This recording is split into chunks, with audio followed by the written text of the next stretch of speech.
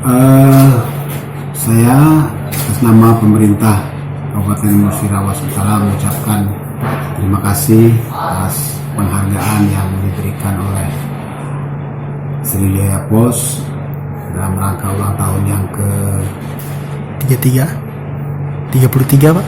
33. Semoga Sriwijaya Pos akan lebih eksis lagi di tahun-tahun yang akan datang.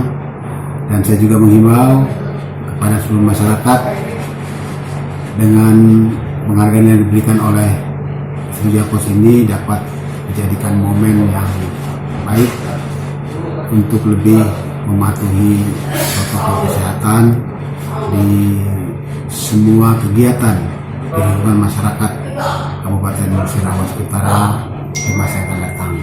Semoga wabah pandemi COVID-19 ini akan segera berakhir dan kita dapat hidup normal kembali seperti sedia kala. Terima kasih.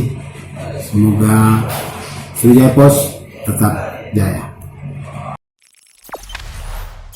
Jangan lupa subscribe, share, komen, dan like ya.